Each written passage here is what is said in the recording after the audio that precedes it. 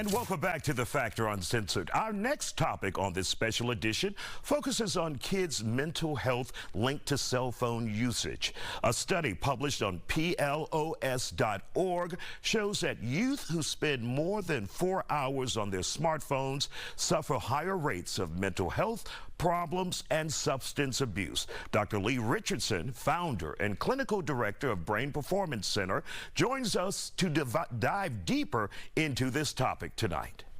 And Dr. Richardson, when you see this report indicating that smartphones are not good for young people, what are some of the problems that we're seeing, not just in America, but around the world? Well, I think the biggest thing that we're seeing is smartphones have changed our attention span. We used to pay attention about 2.5 minutes, and recent research shows that that has drastically dropped down. And it's because we're used to using our phone and we get information automatically, and we have those expectations. So I think that that's the cognitive impact, but socially, the impact is just as strong. Now, when I think about us having an attention span initially, before smartphones of 2.5 minutes, what do we have now? It's literally seconds. I think the last, it used to be you had a 30-second elevator speech when you met people in the elevator. Now that's an 8-second speech. Mm-hmm.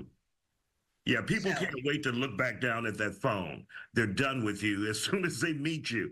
Now, for young people, tell me how damaging it could be for young people out there. Well, I think from a social standpoint, it creates anxiety, it creates depression. They're immediately, they're on social media to such a large extent.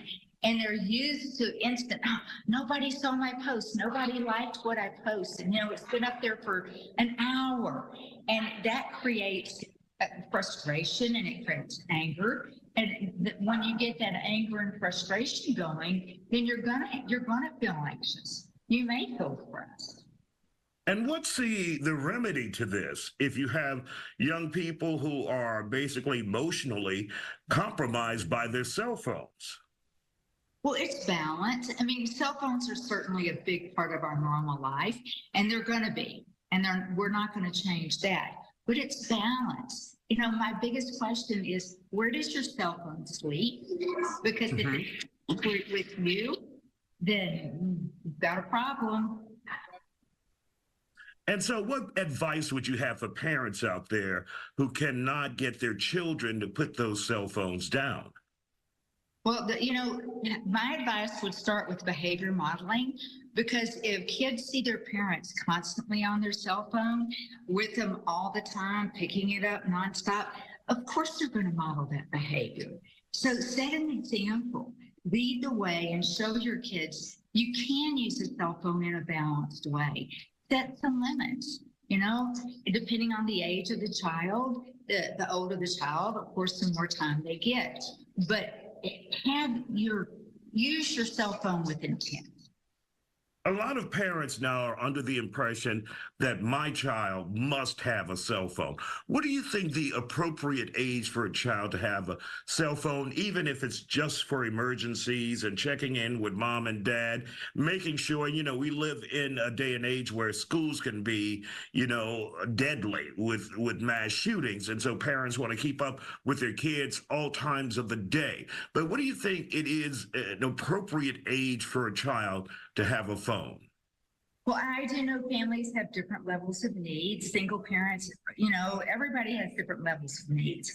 And I think by the time that a child starts in first grade, some parents feel that they need that access to the child.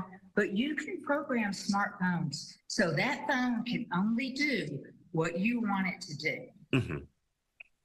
And of course, we know kids are smart enough to get around that, though, So you would suggest first grade is a good age for kids with a cell phone?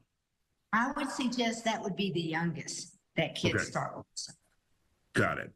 First grade. All right, Dr. Leigh Richardson, we want to thank you for joining us here on The Factor Uncensored. Hopefully we can get a handle on our kids here in this country who are addicted to cell phones so it won't do them all the harm in the world. You know, like you said, they're on those cell phones looking for affirmation that people are reading and care about them. But for those who want more information on you, where can they go to get more information on you? They can go to that good old-fashioned brain site, thebrainperformancecenter.com. You can find Leigh Richardson on LinkedIn, and of course, we're on Facebook and Instagram. All right, Dr. Richardson, thank you for joining us here on The Factor Uncensored.